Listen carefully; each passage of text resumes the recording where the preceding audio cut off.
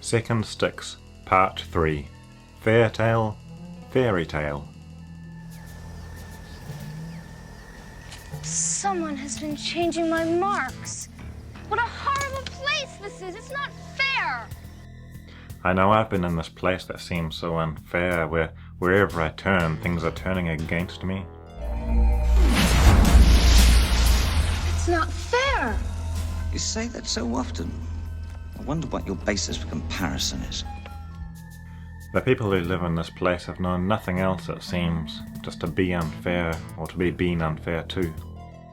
Them's my rightful property! It's not fair! No, it isn't. But that's the way it is. After a while I might begin to accept that this is just the way things are here, and I might let the rules begin to rule over my behaviour as well. Just a second! Oh, I'm sorry! But things that are lost can always be found again. Here's my integrity. It wasn't really lost, just misplaced a little.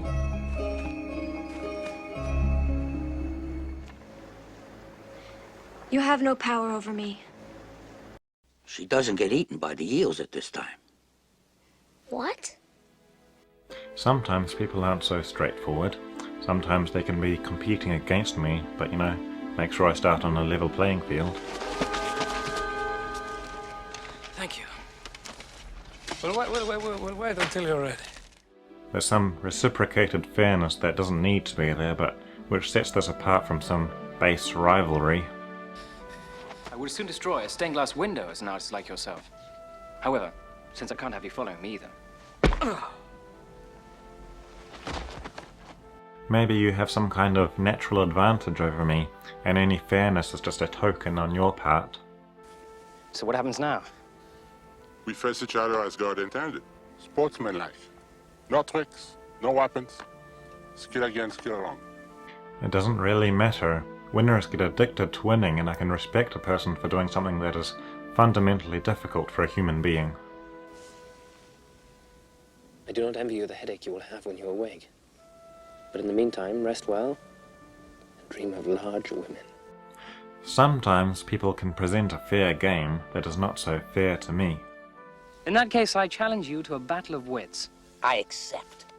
I would never pay unfairness forward to the next person I meet, but I might pay it back. What in the world can that be? What? Where? I don't see anything. And if we're not playing by the rules, then there's a possibility that you might never know about it. All that time it was Shortcut that was poisoned. They were both poisoned. I spent the last few years building up an immunity to iocane powder. Of course, my unfairness may have been preemptive, but I'm not going to think too hard about that. Well, who says life is fair? Where is that written? I'm telling you, you're messing up the story. Now get it right. What? Of course, sometimes the unfairness isn't external at all. It comes from a whole different place. Atreyu has two faces, true self. When I think of someone who most got in the way of my goals, I don't think of someone else, usually.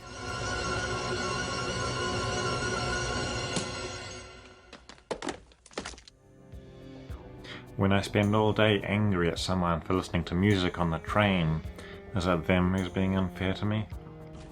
Everyone knew that whoever let the sadness overtake him would sink into the swamp. Doing fine, Nordex. The times I buy stuff, just because I've bought stuff before.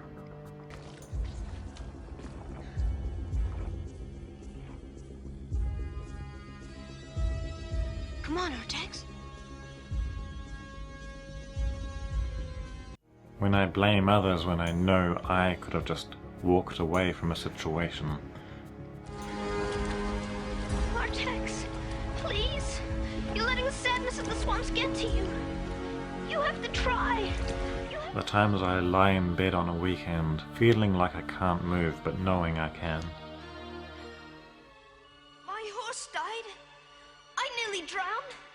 I just barely got away from the nothing. For what? To find out what you already knew?